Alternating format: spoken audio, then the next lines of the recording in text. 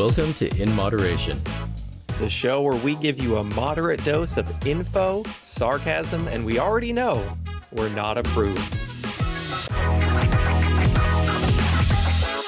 Well, we are on episode something or I don't know what Liam's count is. 72, 72, go ahead. Oh, okay. Hey, 72. I remember. It's actually 48, I think. I'm starting to lose count just because. I feel like it's more than that. We've only done 48. We've done 48. 48 feels so much more. It feels like we've done so many more than that. But welcome back to In Moderation, where we have for our guest today, Forrest Valkai. Did I say that right? Valkai? Yeah, that's how me. I would say hi. it. Yeah, Okay. Valkai. Yeah. Thank you so much for having me.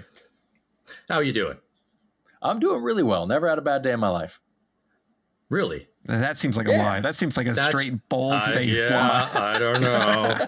Right off the bat, I'm debunking this shit. You're Everyone's the first people. You're the first people to call me out on it. Yeah, I'm a generally just jovial dude. I'm just happy to be here. I'm thrilled. Even in my worst, most terrible days, at least my life is good enough to recognize that day fucking sucks. And that's, you know what I mean? Like, what a great day. Yeah. But you still have the days like I had yesterday where I had to bring my dog to the vet and he couldn't eat anything. So I put the food up on the counter, and then right before he left, he knocked it off and then ate a bunch of food, and I brought him there and they said, no, you can't have him now. We have to send him back, and here's some medication, but you have to wait a little while to get the medication. I'm like, it's 8 o'clock in the morning. I haven't slept yet, but that's cool. That's fine. And that's how my day started. Anyway, That's one of the reasons why I have neither. Yeah, it's one of the reasons why I have neither pets nor children right there. I have 4 pets and 1 child. And I also have fish. I guess that's more pets. Doesn't matter. Anyway, so yeah, tell us a little bit about yourself then. Like, what do people know you for? Yeah. Like, why are you here? I'm here because Rob asked me to be here, and he can take the blame for it. I take the blame for most guests. Yeah. My name's Forrest. I'm a biologist and a science communicator. I teach people to love science and themselves and each other and the universe around them. And my whole job is to just make science fun and exciting and accessible, and also use really cool science lessons to teach really important life lessons and like use science as a tool for social progress and societal progress. You can find me on them internets, on YouTube here at Forrest Valkai, or you can find me on TikTok at Renegade Science Teacher, or just look up my name.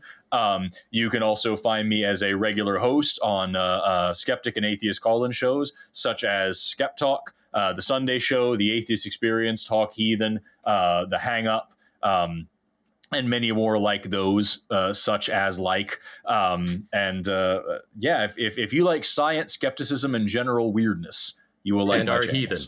And our heathen. I like the heathen one. Yeah. That's a good one. That's solid. I've got a lot of religious followers. I've got a lot of people who are like either in the process of deconstruction, or they're of the mind that like their religious beliefs don't get in the way of their education too badly, and that's pretty cool.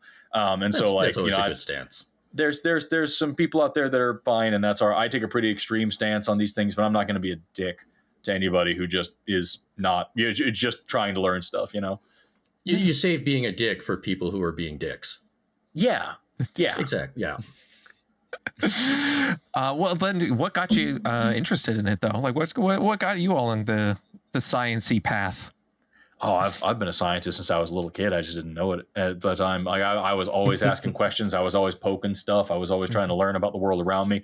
I used to love watching like Jeff Corwin and Steve Irwin and all these people. And I would go out in my neighborhood and catch whatever frogs and lizards and small mammals I could and teach about them to an invisible camera in front of me. I used to read all these old, I had like all these old science textbooks from like the 50s laying around. That's all I had. And I would just read them and have fun with them. You should start off with that in conversations. I read textbooks as a fun hobby as a child. Dude. Well, because you learn neat stuff, and it's like a cheat code. Some dude spent like their whole life learning a thing, and then they just wrote it down for you, and you can check it out, and it's like so great. And so I would just mess around with all those things and go explore the world around me, and I just loved it. And I didn't know that was what science was, because public school kind of beat all the fun out of it for me. And then I finally, as an adult, circled around and got back into it. with like schools. It just feels like it's just crushing, like this. There's so many opportunities to make this fun, and it seems like you jumped over every single one of them. You purposefully avoided any possibility at fun. That's just my feeling towards it. Well, that's because we run schools like a business in this country, and so it's really hard to allow passion to lead the way. Right. Yeah, that's a big bummer. But anyway, starting off on a big bummer. On that high note, you know what got me interested? I'll tell you real quick. You know what got me interested in science when I was younger? Mythbusters. That was my show. Like I've seen every episode multiple times. Like just kind of the scientific. We have a theory. Let's test it. Let's have some fun. And it made it fun, right? Like I think that's just like actually this can be fun. What if we took a car and gave it square tires and drove it fast enough? Would it be? Would it jiggle or would it be a smooth ride? Like theoretically, I'm like that's fat. I want to know. That's before we had Mythbusters, we had Bill Nye. And Bill. Oh, I definitely watched Bill Nye as a kid. Yeah. I loved all these things. I don't disparage.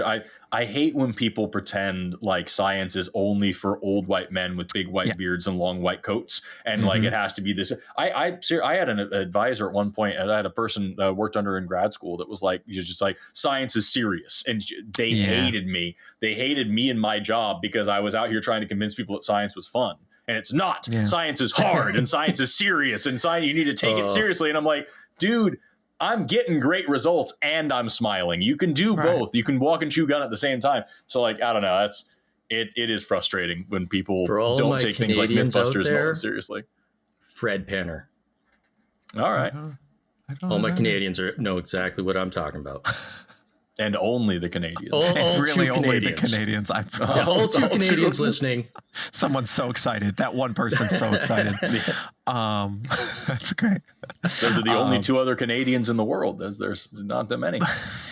But I would say like, we have a lot of these examples of people making science a little bit more fun, and that just makes it easier to access. Like your Hank Greens of the world, and they have their own shows and everything like that. I think that's what gets people more interested. And then, you're a person that's like, it has to be boring and serious. Yeah. It's just like, that's a bummer. That's a bummer. It's like, you wouldn't do that with literally anything else. Like if you went into a gym, you wouldn't just sit somebody down with a crazy weight and be like, lift this 500 times, tell me when you're done. You do something to get them engaged and make sure they're motivated and they're enjoying it and they're having a good time. And it's the same thing. If you sit down, well, I can, oh my glob, dude, I can make science boring. I can sit here and just teach you vocab all day long and all these little protein pathways. We can go super molecular with it, and you will want to pull your eyeballs out. Give us your best drainy voice lecture. You've been working on the fun voice for too long. You need to bring it the opposite way. So remember that when you want to remodel a euchromatin into heterochromatin, slow it down a little. I think you need a little more spaces. A little more spaces between the words. So a little bit more. Yeah. It's really important that you use a histone modifying complex. Never change the inflection of your voice. Deacetylase, and I've had professors like that, and it's that's the best. Lots of people just had a college flashback. I had a professor once. This is a real story. I had a professor once. He was another one of those that was science is very serious and you need to take it seriously. Literally didn't lecture the class about the thing that the class was about for a whole day. So it's 3 hours of this class.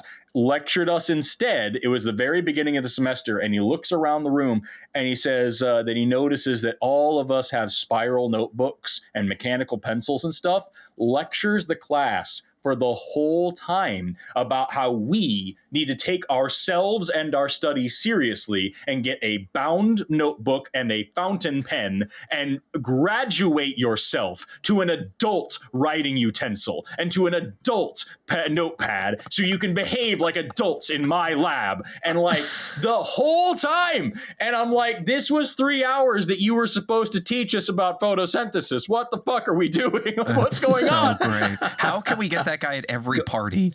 Go figure. The first exam, he had to have another talk to the class because 2 people in the entire class passed the first exam. And it's like, dude, there can't be 30 common denominators here. I don't know what to tell you. Like, and we don't know what a common denominator is because you won't, you won't teach us.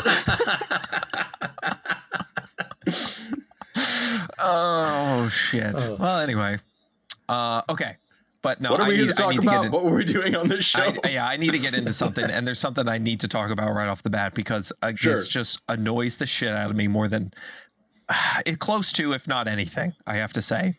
And that is, I need you to tell people that there is a difference between a culinary definition of a vegetable and a botanical definition of a vegetable, because God damn, it drives me up a fucking wall anytime I do like hidden veggies and then, you know, there's a fucking zucchini or some shit in there and people go, actually, that's a fruit. Zucchini is a fruit because it has seeds. And I'm just like, I've never wanted to reach through a fucking phone so bad in my life and bonk someone on the head and just be like, please be less stupid. Okay. So can you tell people that there's, you know, vegetables don't even really exist, or, you know, go on your whatever you want. Go ahead. No, these people are all right, and you're terrible. Is what it is. End of podcast. Fucking that's been. So there is a botanical definition and there is a culinary definition for fruit and vegetable. The botanical definition for fruit is it's the swollen ovary basically of a plant, and so anything that produces flowers will also inevitably produce fruit. They might not be fruit that you want to eat, but this is a thing that contains one or more seeds. If it has one internal seed, it's called a drupe. If it's got multiple internal seeds, it's called a berry. Yes, pumpkins and jalapenos and zucchinis and oranges and apples are all the same kind of. They're all berries. They're different types of berries. Whenever somebody does it's a fruit thing, I like to retort with, no, it's actually a berry, if you're going to go that route. Which it's like saying humans are animals. Yeah, you're right. What kind? And like, do you want to get into it a little bit more? And so like, so if you're talking about oranges, they're it's called a hesperidium. It's got a thick leathery rind full of like aromatic oils. If you're talking about like cucumbers and zucchinis and stuff, those are called pipos. If you're talking about apples and pears, they're called palms, and blah blah blah. And then there's dry fruits like nuts, and dry fruits. So I was gonna say cashews, I know, are considered like a drupe or whatever. Like it's not actually a nut. So I get. So that's another thing when people. The cashew fruit is a drupe, and then the nut coming out of it is a different business. Yeah.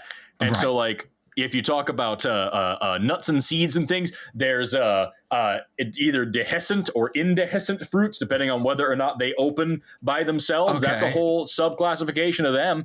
And there's just like 80 different things here, dude. And like, that's all to say that a vegetable, that's not a science word, but in culinarily speaking, a vegetable is either the roots, stems, or leaves of a plant, and a fruit is any other damn thing, as far as I remember. Basically anything else. Yeah.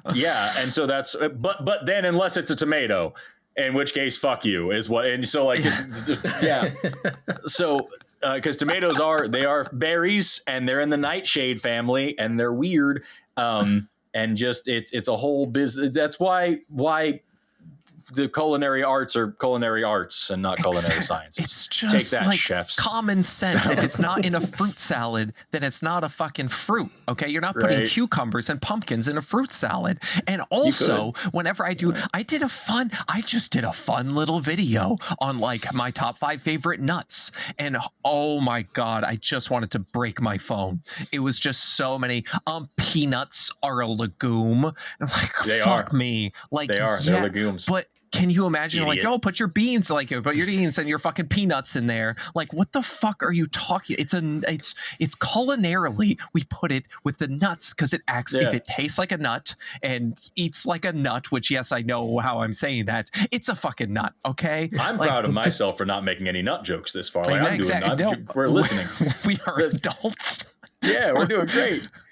That's a whole other thing is like, that you can break it down further. And like, if you really want to blow people's fucking minds, bring up like strawberries and pineapples. A strawberry is called an aggregate fruit. It's not actually, a strawberry is not a fruit. The strawberry, the red stuff that you're eating, that's all just parts of the plant that's all swollen and full of juice. The fruits are what you call seeds. All the little green dots around a strawberry, every single one of those is a fruit.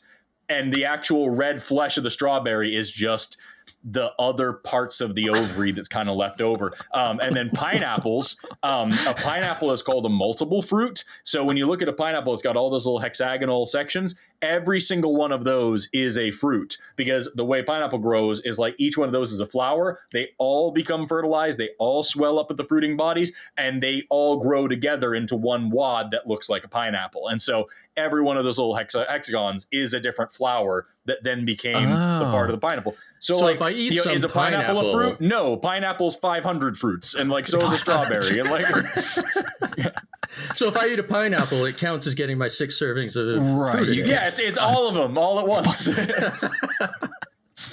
Oh man, funny story. I got called racist for telling black people it's okay to eat pineapple. That was fun.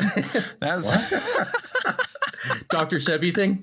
Yeah, it's the Dr. Sebi thing. So Dr. Sebi is a guy who teaches people that they can cure like AIDS and stuff through their diet and all, those sorts of things. Very interesting fellow. Got in a lot of trouble, not surprisingly. People say he was assassinated even though he was just older and just died because he was teaching people. Got pneumonia while he was in jail. Yeah, it was a whole, I got in trouble. It was a whole thing, but I said, no, black people can eat pineapple. And they're like, no, only white people can eat pineapple. He's just talking to black people who can. I'm like, we're not different creatures. Like, we're still humans. And I was called a colonizer and everything. It was real interesting. That was an interesting. It's weird because there are sometimes I'm trying to give these people the most benefit of the doubt that I possibly can in my head. And I'm thinking like that. There are some things like lactose tolerance is a lot more common in white populations. That makes sense because of our evolutionary history. But I would never say give people a little bit on the lactose. Do you like the story behind? Yeah, it's kind of fun. So long story short is you've got so lactose is the sugar in milk. You need a special enzyme called lactase to break it down. And so as when you're a baby, you produce a lot of lactase because you're drinking breast milk. And so you have this protein or this enzyme being generated in your body. After about age 2-ish, the gene to produce lactase switches off and you don't need it anymore because you're supposed to be weaning and working on something else. But in especially like European populations and some African populations as well that were pastoralists that were using cows and sheep and goats and things and getting milk and cheese and whatnot and needed to continue breaking down this sugar, we had a mutation where that gene doesn't switch off anymore.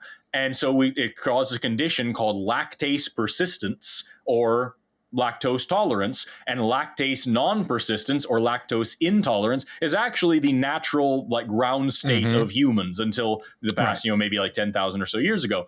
And so like, there's a lot of ethnicities out there that struggle with lactose tolerance, but I would never presume to say you can't eat it. I know a lot of white people who are lactose intolerant that are just fine, punishing their bodies and because cheese is good. Or, also it's not a guarantee. Like skin color is not like going to tell you everything you need to know about your genetics in that way. I don't know, man.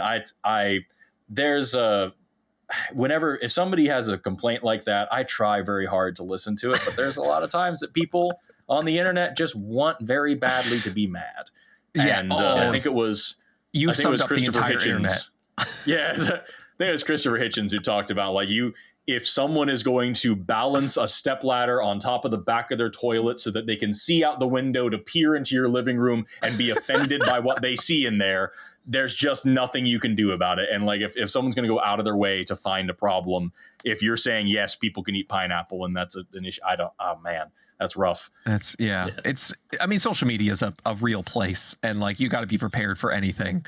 It's not to call out Dr. Sebi followers, but to call out Dr. Sebi followers. They really play that race card just because Dr. Sebi was black and he kind of appealed to the black populations. But what was interesting is Dr. Sebi had a lot of problems with the Asian population too. He was like, you wonder why Asian people can't stand up straight because they're eating rice and stuff. And I'm just like, that's like a wild he said take. Black people can only have wild rice and black white. I think it was black rice. Black rice, yes, black rice. Yeah. You can't have white. Black people can only have black rice. They're like flamingos. They have to absorb. What a stupid thing to say. What a stupid thing to say. But I never thought I'd have to Google something like this, but I just Googled, can black people eat pineapple, just to see if there's some stupid thing out there that somebody misread to listen to. And I literally, all I'm coming up with is this shit about people like saying, yeah, this is a stupid racist stereotype that's been perpetuated for a long time. And like, I've never heard of this before, and I can immediately tell you this is insane. Yeah, no, black people can eat red pineapples. There's a red pineapple, which is like usually used for ornamental reasons. Sure. But no, they say that's fine for some reason. But also he said you could cure all these different cancers and AIDS and everything through diet. Yeah. And so it's like one of those, which is about as dangerous as you can get in the diet realm, is telling people you can cure your, horrible disease through naturally. Naturally. And it's just I've seen so much shit like that. I hate it. Like, there was a dude on TikTok a little while ago who was telling people that, like, if you take antibiotics, the word antibiotic means anti-life, and therefore antibiotics kill literally all the cells in your body. And that's why you're more sick when you take antibiotics. When you start taking them, you feel sick. Totally. And that's why. And therefore, no one should ever take antibiotics. And it's like, do you literally, like, you just poorly translated a word, and that's your argument? And I don't understand. There was another one. I remember doing a video about this lady who was doing the same thing. She was saying, like, I can sell you my traditional herbal treatments that'll cure your fucking herpes and shit. And it's like, dude, like, what it wouldn't be so annoying if it wasn't so real for so many people. And like, you look in and you pick any one of those videos, you will find so many people in the comment section. They're like, hey, I have these health issues. I'm not getting the answers that I want from my doctor. So tell me what fruit I need to avoid to cure my fibromyalgia, to cure my cancer, to cure my emphysema, to cure my whatever else. And people are distrustful of the medical industrial establishment, and for they're good scared. Reason. Sure. And they're scared. And it's not like we have a great history in this country, especially regarding race and medicine. So I understand that. But then there's these fucking vultures that prey on that shit, and it drives me up a wall, dude. Yeah, my favorite thing to hate along those lines is medical medium telling people that every time you get blood drawn in order to check your levels and everything, get your blood work done, you are weakening yourself because you are actively taking your antibodies out of your system. And he's essentially actively encouraging people not to give blood ever, basically. That's interesting. Did they come from in the first place if you couldn't make more of them by losing some? You're using fucking logic like an idiot. What? Wow, dude. We don't think that deep. Surface level. It's just... It's just A to B. Don't check Buy C or through Z. Go. It's so go to good. freerangebuffalodick.com. Get my free range buffalo dick extract. It's the only way to increase your testosterone and cure your cancer. Testosterone's in. Good. Well, we just got another new one to add to the list, Liam. Yeah, free range buffalo. Is it need it? It's pasture raised, right? Like free range pasture raised, like grass fed. Well, I mean, of course. Well, you want it to be regulated, but not in a way that makes it unnatural. It doesn't. I can tell you, regulated. It doesn't have any chemicals in it, and that's what's important. There's no chemicals in the buffalo dick. I just posted a video about like a Ninja Creamy, and there's like creamer, and somebody just said, well, that chemical filled creamer ruined it, and I had to like pin that comment, just be like, yes, I only get my creamer that's chemical free. Yes, like that's the only type of creamer I get. Here, like, I have a bottle of it right here. This is a thing. All right, and I pour it in. Oh, that's too much. Damn it. Gosh. The chemicals in the food is one of my favorites. It like annoyed me, but now I just have to laugh at it. Chemicals and metals are always like, those are the ones. Metals always gets me as well. I have to. I've shown it before, but he'll appreciate here's the banana. Yeah. Here's a banana. Nice. Calm the fuck down. And it's just it's the chemical makeup of a banana. Yeah. It's like so good. Ridiculous. Yeah, I saw this one, and it's frustrating because there's a lot of it that is genuine, just ignorance and fear is a lot. And I saw this video of this lady that was like, so you can do, this is actually a science experiment that I've done in public schools before. It's really easy. You go out and get some cereal. I recommend a Life brand cereal because it's got really high iron content. Anything that says fortified or enriched or whatever, you're going to have it. And put it in a Ziploc bag, crush it up real fine, put some water in there, close it up real tight, and give it a good shake. Make sure it's really saturated, and then leave it. And put a magnet to it, and all these iron shavings will come up to the top of the bag, and you can see all the iron that's in your cereal.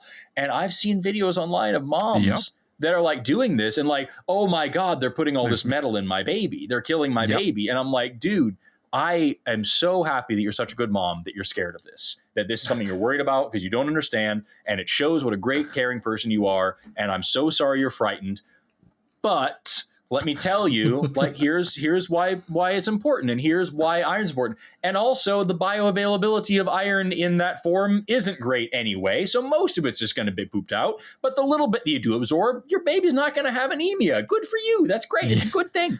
And like, it's one thing for moms to be doing that, but doctor. Yeah, well, that's what I mean. Yeah.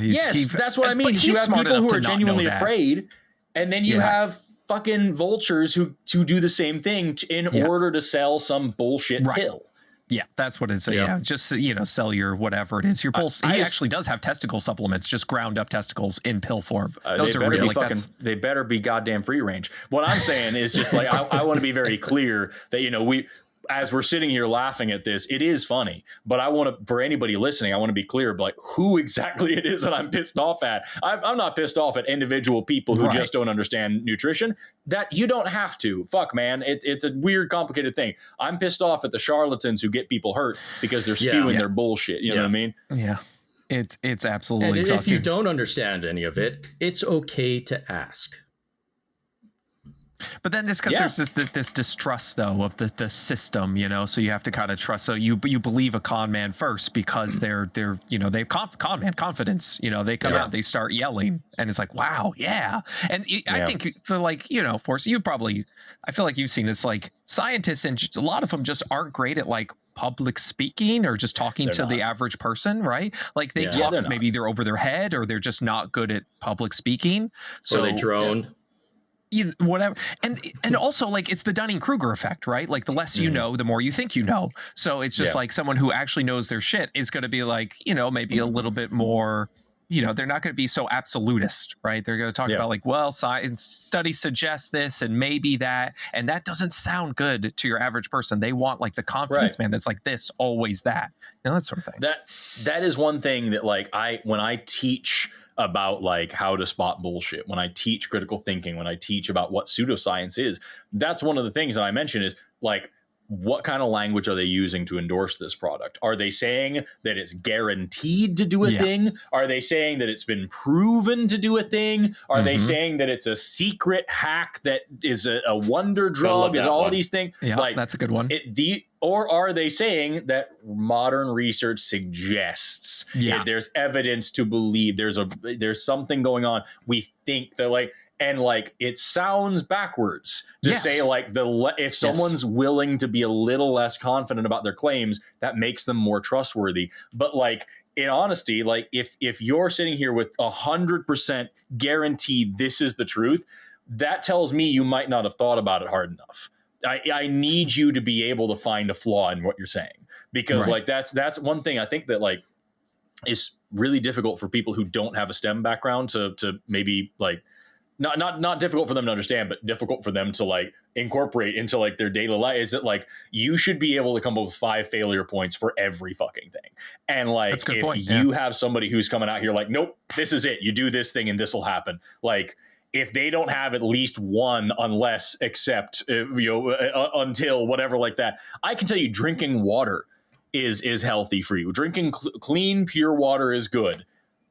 unless if you're like really, really strenuous athletics and you're sweating a whole hell of a lot and then you guzzle a bunch of water, your body is actually trying to conserve water, and that's when we see the highest incident of people with water toxicity, because it's in crazy athletes who are trying to stay hydrated and drinking a good amount of water while under that stressful situation.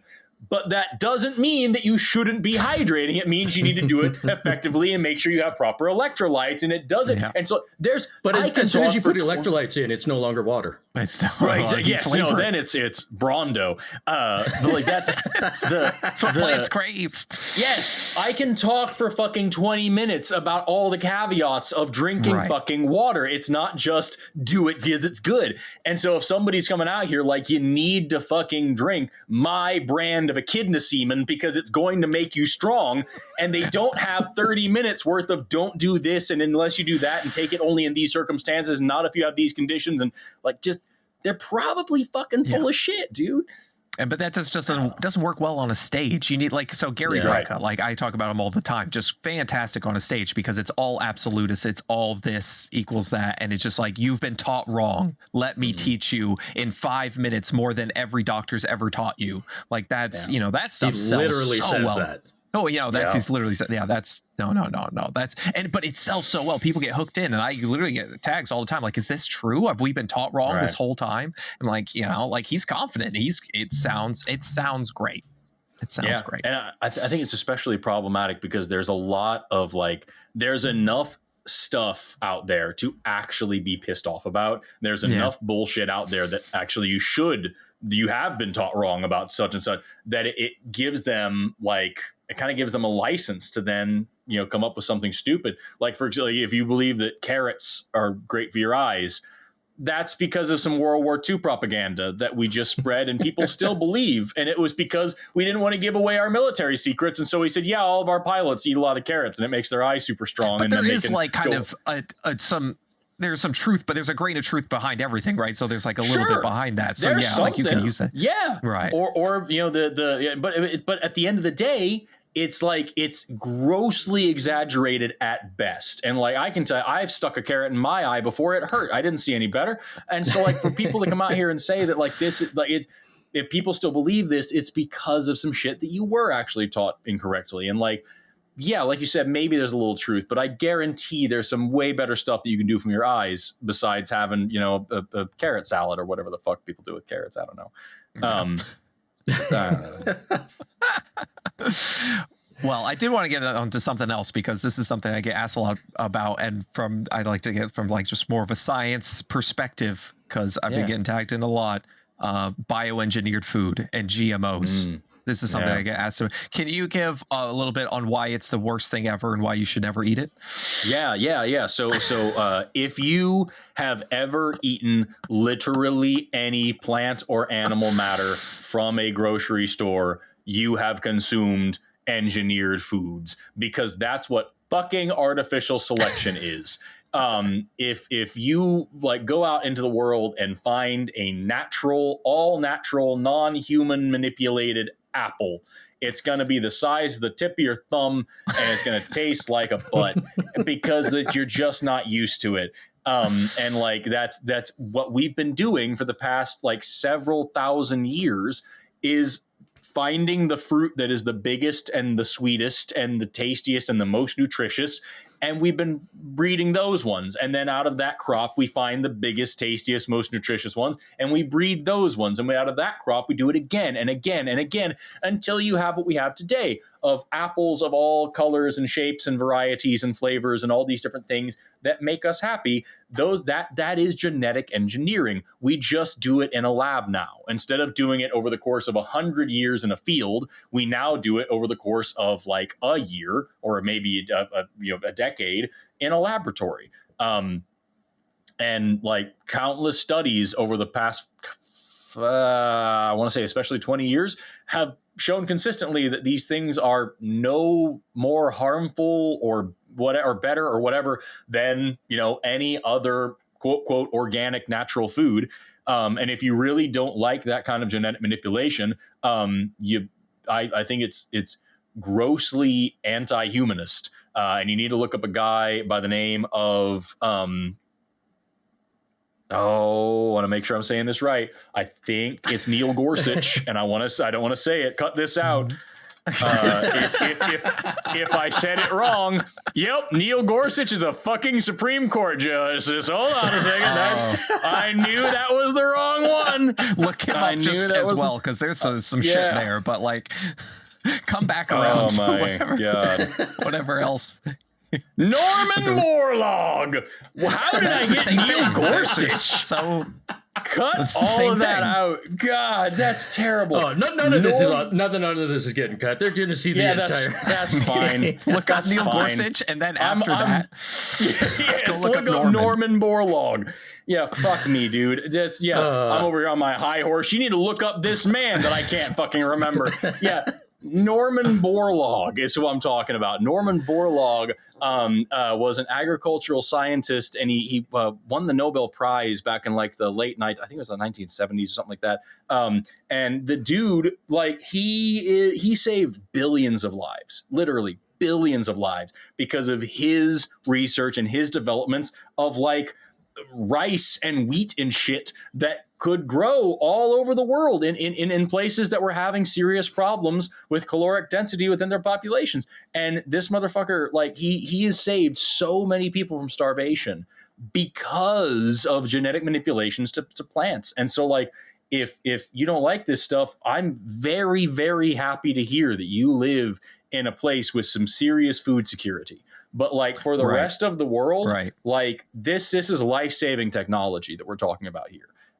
So like just I don't know, man. It bothers me when it's like, I don't know. It's like having a serious complaint that your water tastes too cold while you're chewing mint gum. Like that's a fun thing to talk about. That's a funny thing to think. But if you're like actually standing on a platform complaining about that, and you don't give a fuck about the 70-something% of the rest of the world that doesn't have access to clean drinking water in the first place, fuck like all of the way off. And like that, so just I don't know, man. That's what it strikes me as a lot of the time. Yeah, because I mean we've been able to genetically modify things out of our food that are not so good for us, and that has saved many people from starvation. Like how many people would have starved if we didn't modify our food? I mean, it's just kind of come back to like an anti-science thing. Like it always seems like the people that are anti-GMO are also like anti-vax and all these sort of things. Like it's just kind of this natural good, artificial bad was really where it comes from.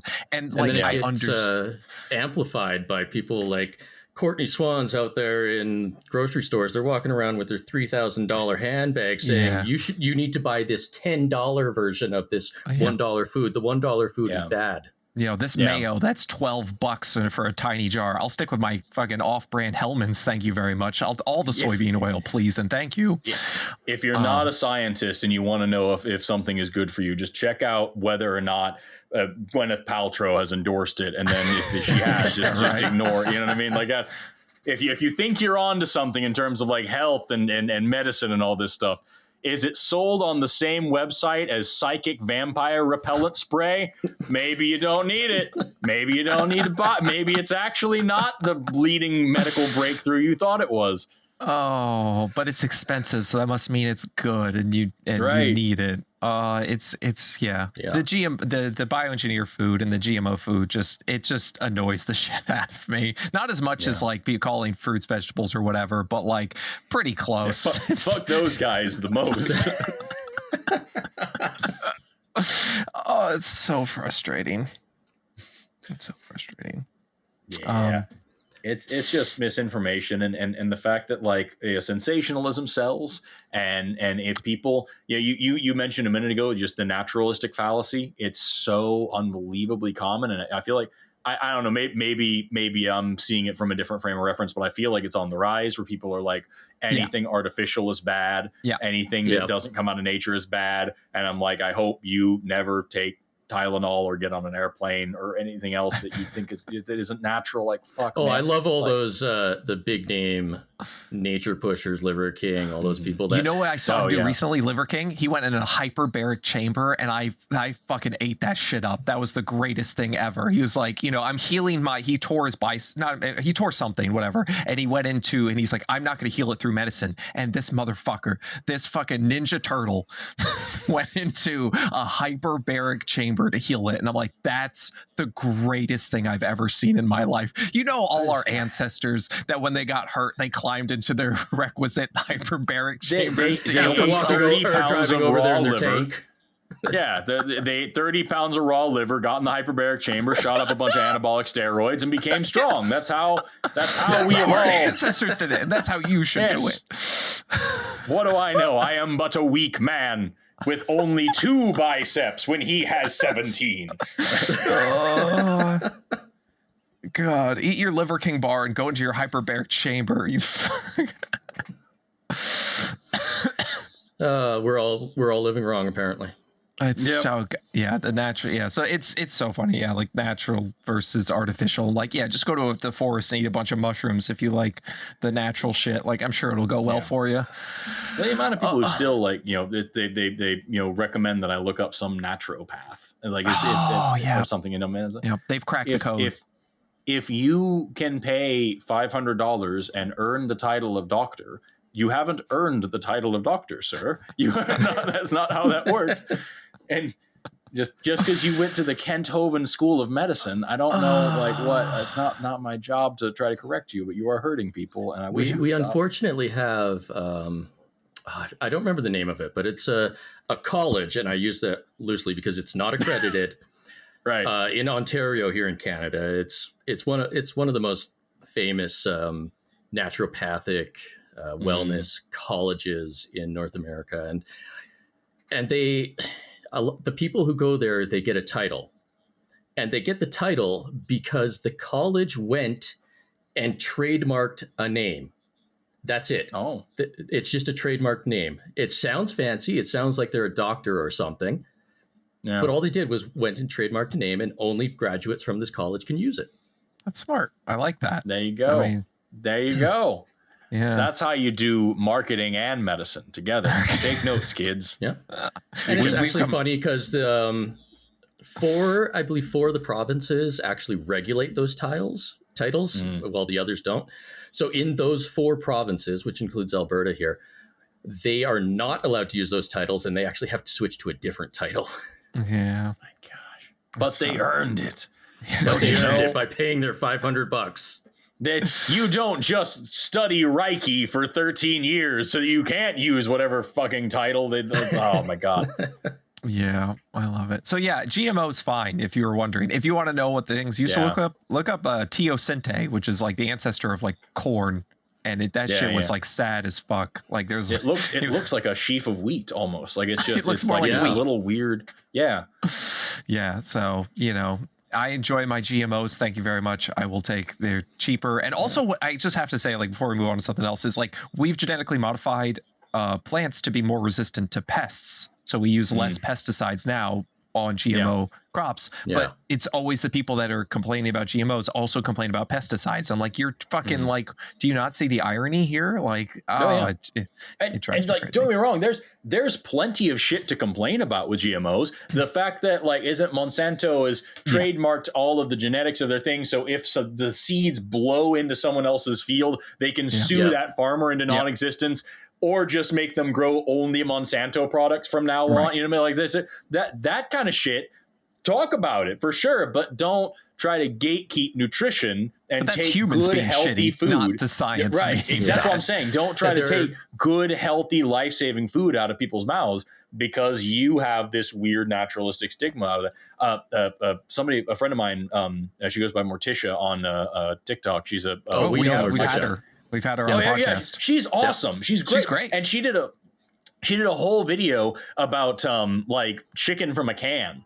And she's like, people are freaked out and disgusted by this, and they act like it's disease. And she's like, see this little glob of like yellow goo in there? You think it's fermented? You think it's full of bacteria? Look, you can melt it in a pan. If it had fried, it would have been bacterial growth. It melted, which means it's just collagen, and you're just adding this problem onto it when you don't need to. This is perfectly safe, healthy food that's available for people who need it. If you live in, if you're in a poor situation, if you need to keep your food for a long time, you don't have a refrigerator, like you need access to meat, this is perfectly safe, healthy food that you are shaming people for eating when it's totally fucking fine because you're ignorant. And it's the same thing with GMOs and with everything else I see. It's just like, yeah, but it's icky and it didn't come out of like the I didn't buy it from Sprouts and I didn't pay 3 times as much as I should have for it. And I didn't, I was like, whatever. Like, flip, dude. The train of bullshit is blowing in somebody's background. Train of bullshit. The train of bullshit. That was almost a title of our podcast. We decided to go with in moderation. The train of bullshit. Oh yeah. So yeah. Don't worry so much. People ask us all the time, like, oh, what should we worry about? Like fucking, spoiled food, overconsumption of things, not being able to afford food. Like all of those things are bad. Don't worry about your canned chicken. Like it's fine. Yeah. It's fine. There's plenty of shit to be upset about, dude. It's really rough. Oh, can I ask you? Chiropractors exist? Come on. There's plenty of things to be upset about. I love to. Oh, so there's like a couple other things. I don't know if we can get into and like how much time we have or whatever, but like I liked your thing about saying like seeds are like wheat is. What are you saying? Seeds are like not a flour. Yeah, it's like a seed omelet. Yeah. Flour is basically a powdered omelet. Yeah. I like that. Yeah. Tell people about that. Oh my gosh. Yeah. So I've got this video on my YouTube channel. It's just called Bread, and it's about bread. If you like bread, check it out.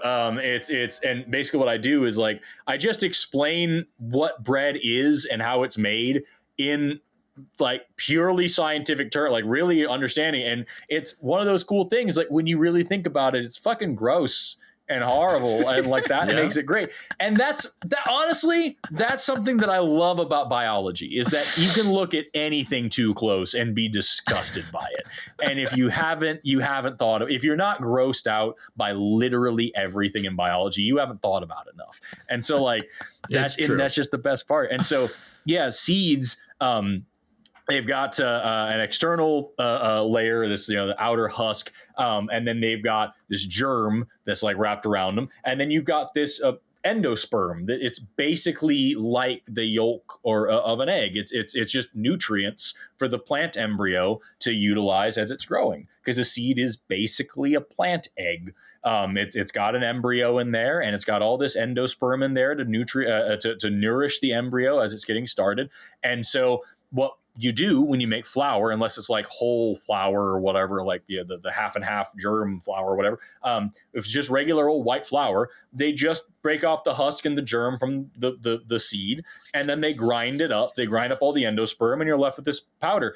And it's a powdered omelet, except what endosperm is mainly made of is carbohydrates, and carbohydrates are just chains of sugar. So flour is really just powdered sugar is what it actually is, if you think about it. And and then you take that and you mix it with water and some fungus, and the fungus eats the sugar and shits out carbon dioxide and alcohol, and the alcohol evaporates out as it's boiling, as it's cooking, as it's swelling full of fungus farts, and that's fucking bread, and that's what you're putting in your body on purpose. And that's when you go to an Italian restaurant and they serve it in cylindrical and you get all excited because it's real crunchy on the outside, and the crunch is just caramel, because what you've still got a lot of carbohydrates that this is made out of. And when you get those hot, there's a lot of sugars and proteins. You go through Maillard reactions where those break apart and reassociate in totally unpredictable ways. And that is what caramel is. And that's why the outside of bread is brown, because that's literally caramelization that you're seeing.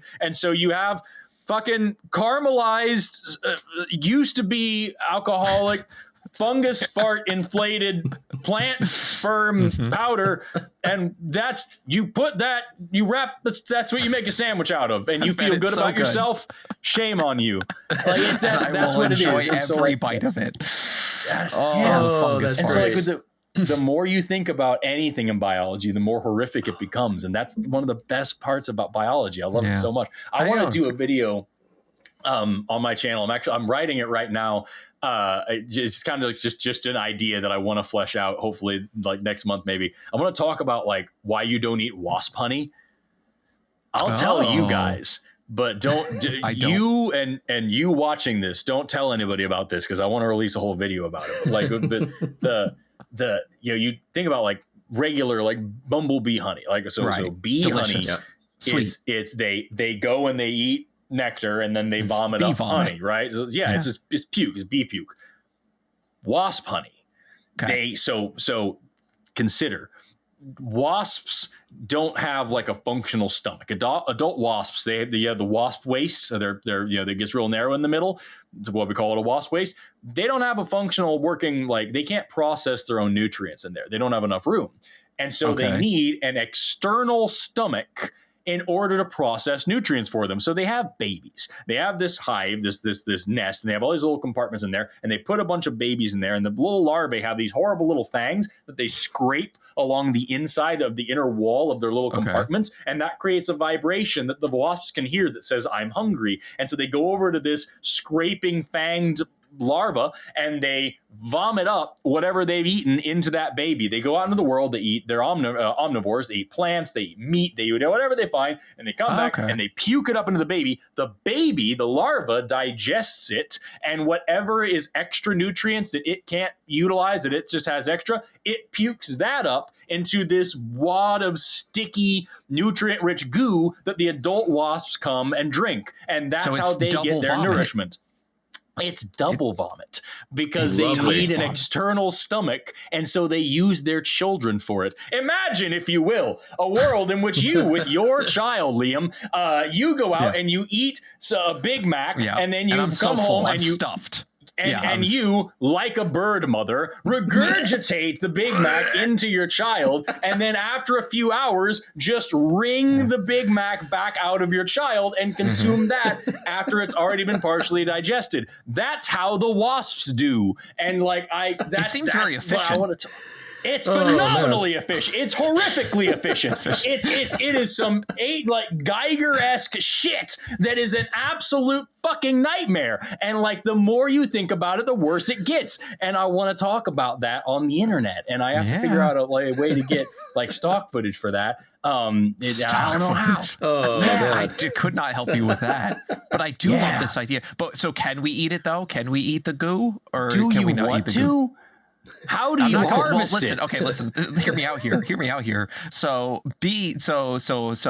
honey is bee vomit, right? So that's one puked. That's one puke. Just that's one single vomit. Puked. But I feel like double is usually better. One like a twice baked potato. Twice baked potato. Great example. Yeah. So then double twice baked pork. Honey, double baked honey, double vomited honey, whatever it is. Double puked honey. Double puked. Isn't that twice as good? Couldn't that be better? I don't want to think about if it is. I'm not saying we want to think about it, I'm saying. But what I can also tell you is that the composition would be entirely different. It wouldn't be sweet. I can tell you that much. It certainly wouldn't be, because it's whatever the fuck the wasp was eating. It's not just nectar. But could we feed the wasp hypothetically just sugar? Just very sweet things, and then have the baby eat the sweet things and then puke up the sweet things again. So it's doubly puked up sweetness. I hate how much sense that made. That makes so much sense, right? You have to farm the wasps. You have to farm wasps. You need farmed wasps, and you need to see, because wild caught. They don't store the double puke for the future like bees do, which means you need to collect it as it happens. So you need a series of tiny pipettes and very patient and like somebody who's on top of these fucking larvae and just like watching them. So we have to connect a little pipette from each larvae, like in each little, you know, whatever it is, and then kind of like a full. But we just add suction, like so. Okay, so we have one vacuum that's like pulling constantly, and then that branches off into a bunch of little pipettes that all have a constant vacuuming. So you can't take too much because they need it to live. Yeah, fuck. So you can only have the vacuum on half the time. You need a vacuum dedicated to each cell. So do the babies puke up like directly back into the adult wasp, or does it just kind of bubbles up and it stays there until they come in. So you have a window. You have a window to collect it. Okay, so we need to get yes, like normally wild caught good, wild caught bad in this situation. We need farm. Yeah. So we need to farm these wasps. Get only I mean, can they eat sugar? I'm assuming they can just like eat if they can eat anything, they can just eat sugar. Certainly. Could you get different types of sugar, like coconut sugar, and then it would have a coconutty like flavor, like extra minerals? I don't know if that would translate because like it's like sugar is sugar is sugar. Right. But at the end of the day, that I don't know if because coconuts are going to use a different isomer, so they're going to be all about like that fructose life. But I think it's it's the tannins and the other shit in the coconut that gives it the flavor you're looking for. Well, yeah. So I was thinking, not the flavor, because coconut sugar doesn't really taste like coconut, but like they have extra minerals in there. In all fairness, like if we're talking about bee honey, like you know, orange blossom honey does taste a little differently than like wild honey. Right. Exactly. So there's got to be something different sugar things, so that you'd have to. It would be a lot of trial and error, and then like a blueberry wasp honey versus because you wouldn't want to add the flavor in afterwards. That's just cheating. You'd want the natural pathway. Get the fuck out of here with that. That's just like nobody's trying to do the fake stuff that people like pretend artificial like it's dyes. Yeah, they just put honey and then they say it's and then it's wasp. No, we work for this wasp fucking honey here, not this like fake bee honey flavored syrup from McDonald's type of thing. Yeah, get the hell out of here. You guys figure this out. I'll get on the phone with ChemThug. We'll figure out a name and marketing for this. ChemThug would be good. That would be good. So then we just suck it up, and then we just and then you have like different types of wasp honey. You knock down the wasp nest over your door outside, you're knocking down a gold mine, y'all. Like this is your chance now to reinvent the wheel. You could be the next big thing. I like the idea. What a horrible world we live in. Well, that's the thing. But as you said, everything's already disgusting. So you have to lean into the disgust in order to be successful in this. Yeah, that's the best part about learning biology. You were about to be on a podcast with a guy that spent like 10 minutes one podcast wondering what a nose would taste like. What a nose would taste like? Oh, yeah, I did wonder that. A nose, lungs. What else did you? Well, yeah. He was just like, what does this human body part taste like? Right, because the nose is like, it's not like, there's no like real bones or whatever. Like it's the cartilage, like your ears and your nose. Yeah. Like that's a different. Is that like kind of like pig feet? You think? Like how's it cooked? Like I would think low and slow for something like that. You'd have to break down. It's a little like collagenist or whatever it is. Like you have to collagenistic. That's a word. You have to do a low, so you can't like sear this. You know what I'm saying? Like it just wouldn't. It would seize up. I think you'd need to break it down. If you just have cartilage and collagen from a thing, it's not going to taste good. It's just going to taste like slime.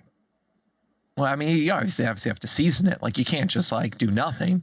But like, well, then it's gonna taste like seasonings. You were on the right track when you said pig's feet, because humans do taste like pork, and so like whatever you think is gonna come out of that is what would a pig snout taste like? Is that true? So humans kind of taste like? Is that the closest thing? Like if for whatever animal you're eating to a human?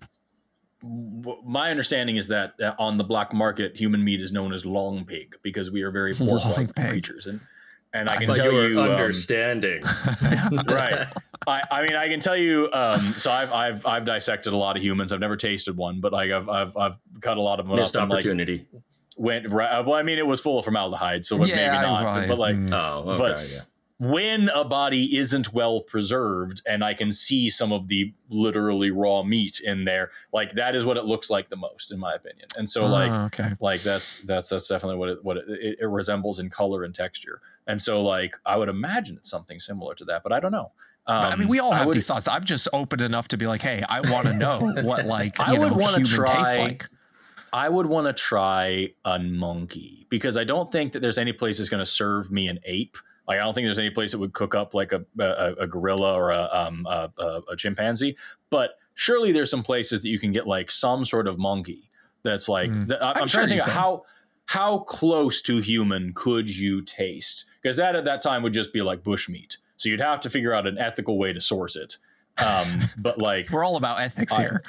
That's what it is. Isn't that it? Like poached meat, or meat from poachers of just random wild animals that people want to try. That's bushmeat, right? Am I thinking about that? But if I was going to eat a human, I would eat a poacher itself, because like those ones that like hunt lions and shit, like that's fuck those guys, right? Yeah, those guys.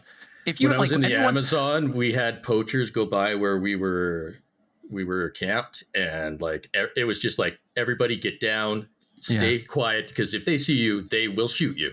Yeah, fuck those. Like they cut horns off like rhinoceroses and shit, and like take that. Like fuck them. Like I got no sympathy. So if I was to eat a human, I think that they would be up there. Okay, so I thought bushmeat specifically spoke to like things that were like poached and problematic. Oh, excuse me, I'm real burpish right now. According to the Wikipedia, this fountain of truth that is Wikipedia, bushmeat is meat from wildlife species that are hunted for human consumption, and it actually isn't just from poaching. It represents a primary source of animal protein and cash-earning commodity for poor and rural communities in human tropical forest regions of the world. I think that might be a bit reductionist, but apparently it's all over the place, and it's just so. I apologize for speaking disparagingly of it, but I would still say that I don't know of any way to ethically source monkey. But like,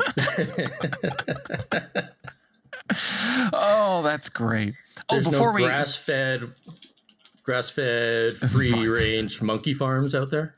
Gosh, Monkey Farm is. I played that game, Monkey Farm.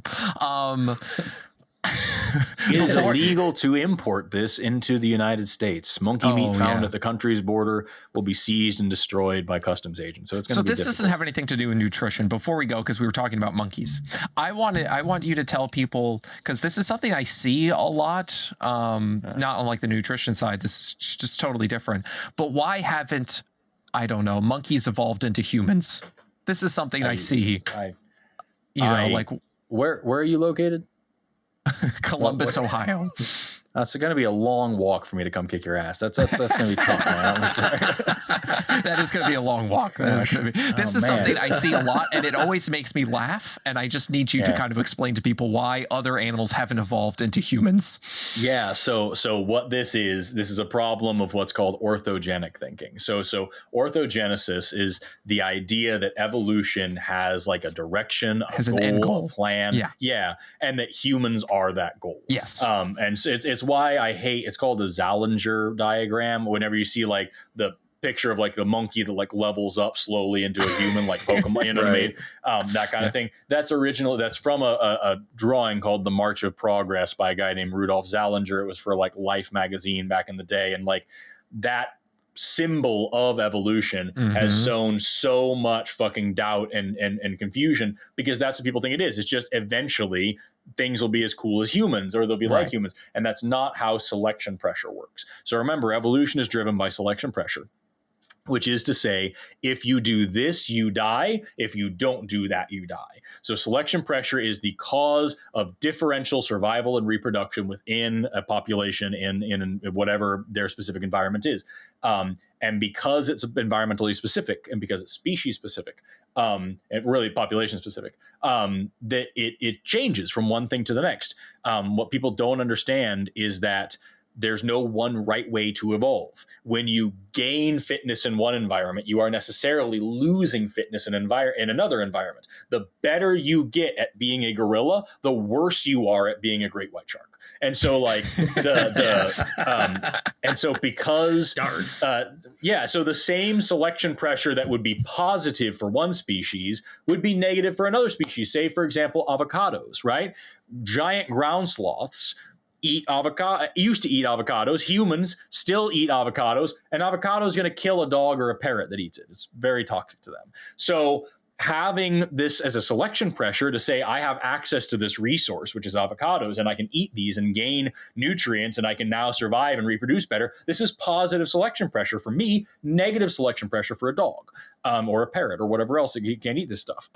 Same with chocolate, Yeah. And so, with human evolution, especially over the last 2.6 or so million years, especially then, we've been leaning really hard into tool making.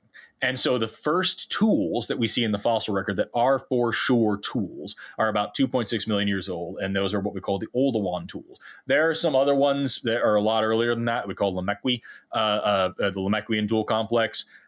I'm not a fan there's just not a lot of strong evidence to suggest that these were actually tools, in my opinion, yet. But they exist, but who cares? The point is, for sure, starting 2.6 million years ago, we have the species Homo habilis, who is now making stone tools. They break a rock with another rock, and now they have a sharper rock, and they can use that sharp rock to crack open bones and scoop out bone marrow, and they can more easily deflesh and process carrion that they're able that they find out in the wild, and they're able to eat this meat. They now have access to better resources, and that fuels brain development. This is now selection pressure. The people who can make the best tools have the most food and the most nourishing food of any other ape on the savannah. You get about 1 million years further than that, 1 million years or so after that, you have Homo erectus, pops up about 1.8 million years ago. And Homo erectus, remarkable discovery, they figured out that you can sharpen, get this, both sides of the rock. And there's where you get the Acheulean tools, where you have these hand axes, these big chopping things, and we see a lot more meat processing and a lot more bone marrow action going on, and all this really cool stuff. And then you skip forward another, million or so years, and you have all these amazing, like, diversity of industrial complexes of different types of tools as different populations split. The Neanderthals had really cool tools that were unique, that were different than the ones that, like, we made, and all these. And as you look, especially over Homo sapiens history, we have all sorts of different, increasingly complex and interesting stone tools. We made better tools, which gave us access to better resources, which gave us bigger brains, which allowed us to develop bigger tools, which gave us access to better resources, which gave us bigger brains, which gave us better tools, and loop on and on and on. These days we have a lot of really big tools. That's for sure. Yeah, and that's the thing, is that, like, and there's even some evidence that tool making had a genetic component to it, which isn't unheard of considering how behavioral evolution works. And so, like, this right here is a direct and like descendant of the very first Oldowan chopping rocks 2.6 million years ago. This is a tool which is a developed phone for anyone listening. Yes, yeah. Sorry, I forgot we were doing audio too. But, like, yeah, the cell phone that the earbuds in your ears at this moment, the car you're driving in, listening to this, whatever it may be. You look at the most advanced and incredible technology around you, vaccines, and we have a fucking helicopter on Mars that for a long time that just died recently. Like that, the Voyager 1 spacecraft that's flying out of our solar system right now, there's a direct line between that and a fucking ape on the savannah that picked up a rock and smacked open a bone. And so, like, when you ask why didn't other animals, go this direction, well, they didn't have to. That wasn't a part of their story. No one's more evolved than anybody else. If something is alive today, it is as evolved as every other thing, because that's how evolution works. As long as there's reproduction, there's evolution. There's copying errors. There's changes in the allele frequencies and the inherited characteristics of a population. And so when we look at humans, getting bigger brains gave us access to better resources. Tools gave us access to better resources. What we do today gives us access to better resources. This is how we are evolving and how we have been evolving for a very long time. Meanwhile, in the Amazon rainforest, there's a boa constrictor that really doesn't want a fucking smartphone, but would do much better just squeezing a rat and consuming that rat. And having stone tools does not give it any more access to any more part of that rat, and that's not necessary. And so, like, that's just, and you look, you think it might be some big leap to use a rock for these things. It absolutely is not. You look at, non-human primates today. There are monkeys that use rocks to crack open nuts. That's exactly the same thing. We see chimpanzees who use sticks to fish for termites. That's exactly the same thing. We see monkeys that use big balls of moss to soak up water like a sponge. They can carry water with them and drink it more easily. That's exactly the same thing. So let me ask you something. You can look even. Yeah, go ahead. So let me just ask you something there. Would you then consider these people that are, like, all about our ancestors and acting like our ancestors, would they be anti-human? Would they be against human? Would that be? No, because not at all. Not at all. Because doing dumb shit is the most human thing there is. That was the perfect answer. That's a very good answer. Because it always seems to be going back, and I'm like, well, the whole thing is this helped us get into where we currently are, where things are objectively better. How many millennia ago did we start splitting open rocks and injecting things? Yeah, exactly. Yeah, that's when it really all went downhill. Yeah. No, it is hard, and like it drives me up a wall. Really, when people we talked a lot about medical misinformation in the show and things like that, and like when people say, "Oh, well, people, what did they do before vaccines, and what did they do before antibiotics, and what did they fucking died? They died. They died, Beth." I don't know what you want from me. How many people are on Earth right now? Like 7 billion or whatever it is. Like that's a lot more. I just use the incredible technology that you are currently disavowing to look up what survivorship bias is and learn a thing like that's. But what did these planes do before we put armor on them? Look, they all came back with only some damage to the wings. They're totally fine. Yeah. Yes, that's how it works. Yeah. That's why it's incredibly frustrating that all this like, oh, just go like what humans pass you along your genes, right? That's the goal. It's like pass along your genes and keep going. Your race go. Like I've had a child. I'm done now. It's over. Like it does. So when we go back to look like how do we live into our 80s? Let's look at our ancestors for that. That doesn't tell us any. Like that's we need to look at where we currently are and how you can live to your 80s and be healthy. Because and we learn that from the best evidence in biomedical science, not from my grandpappy lived to the age of 500. We eat nothing but Listerine and Rolos, and therefore I know this is what we have to like. That's not how it works. I just needed to get you frustrated with me on that subject. Because normally I rant at the end of the podcast about how frustrating something is. So I need somebody else to also get frustrated at the same thing. That's what I'm here for. That's what I'm here for. Oh, man. So, that's why other things haven't evolved into humans, just so you know. Yes. It's your fault. It's because it's because we all got vaccines and ate processed GMO foods and that started using sunscreen. Yes, and that sunscreen. Precluded. Did our ancestors have sunscreen? No. And they didn't die of skin cancer, did they? I mean, they died of a single one of them. No, they did. You're right. They didn't live long enough to get skin cancer. They died of a tooth infection long before they died of skin cancer. So don't see your dentist. Yeah.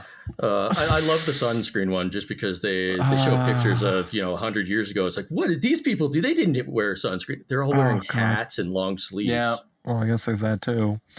Yeah. Oh shit. It turns out the sun's been a problem and it's been here the whole time. Like the sun is just like a bomb, just like a hydrogen bomb, basically. Like apparently that's good though. Not like basically, that's pretty much what it is. Yeah, it's a giant fucking bomb in the sky. But we're like soak it in. Reaction. You know that area between your butthole and your genitals? Make sure you get that to your sun as much as possible. You gotta get that taint exposure, y'all. Tanning. Perineum sun exposure. It cures all diseases. Woe be to those with tiny taints that they cannot absorb the blessed That was a Paul radiation. Saldino video. He was like, he went to a baby food section and he's just like, you ever wonder why testicles are shrinking, taints are shrinking? Damn it. Taints are shrinking because of the plastic that's the baby food is in. It's so good. I want to see the study on shrinking taints. I want that source cited. Who's out? First of all, who's out here with the tape measure is exactly what I was going to ask. And also, where did they draw the conclusion that microplastics are directly related to the size of my or anyone else's taint? So good, but like it's so good. Does it also impact flavor? I want to know. Oh gosh. So where can people find you to learn more about the shrinking tapes that you're going to look up? Right here. I'm not going anywhere. We're going to solve this mystery together. You can find me on them internets, y'all. Go to my website, valkailabs.com. Subscribe to me on the YouTubies. If you like helping people and also tabletop gaming, I'm doing a really cool charity thing right now called Roll for Initiative. A bunch of my friends and I got together and we played about 36 hours of a game called Tales of the Valiant, which is similar to D&D if you know what that's all about. And it's all to raise money for Doctors Without Borders because they're the ones on the ground right now saving lives in Palestine, in Ukraine, in Sudan, in Yemen, in Congo, and other crisis zones all around the world. So we are supporting the real heroes in the world by playing some fantasy heroes in a fun little game. So if you like tabletop gaming stuff, go watch that. I play the ever-cursed Dr. Victor Vindica, and we've got an amazing cast, an amazing show. We're telling an amazing story, and episode 11 comes out this week, which will be, actually it'll come out the day before this podcast comes out, I believe. So Tune into that and enjoy it. It's a really cool series, and we're raising money for a really great cause. And now next time you can invite Liam to play the character that's kind of questioning cannibalism. Yeah, I'm past questioning, but yeah. Yes, sure. I was going to say that wouldn't be a character. He'd be playing Liam, the man who is as concerned about the tastes of noses as he is about the length of taints. The length. I mean, these are all questions. The wasp vomit. The hero we all need. I think Wasp Vomit is first on my interests, but the other ones are close behind it. Love that. You could be a Waspmancer. Waspmancer. I cast wasps. Ugh. It tastes like whatever they ate. Yeah. God. So gross. No. What a show. Yeah, that's great. I got an hour, a little over an hour there. Yep. No, did we end it already? Was that it? Yeah. I just we didn't even say goodbye until we actually. You can say goodbye. If you want. Thanks so much for tuning in. This was you listened to it. You listened to it on purpose. You have no one to blame but yourself. You listened to it on purpose. Okay, bye. Come back. Okay, bye. Come back next week or don't. I'm not a cop. Hey, wasn't that a great time? Listen to the podcast. You were just, I'm assuming you were just listening to In Moderation. So if you go ahead and hit the 5-star button, is that a thing? The like button? That's a thing. No. Yep. The like button 5 on YouTube. stars. If you're on YouTube, hit the like button, not the dislike button. That's a bad button. The bad like button. Bad Don't button. touch. Hit all the other buttons. The share. You can go check out all those things. Subscribe. Go check out our Patreon. Yeah. We do have a Patreon. It's free to join if you want, or you could give us some money. That'd be really cool, like $1 or $2. It doesn't matter. Whatever you have. That's where you'll find all the news for this. We're super appreciative. You can find all sorts of other stuff there. We do giveaways. I think sometimes. Sometimes. All that. Yeah, absolutely. Yeah. So, peace.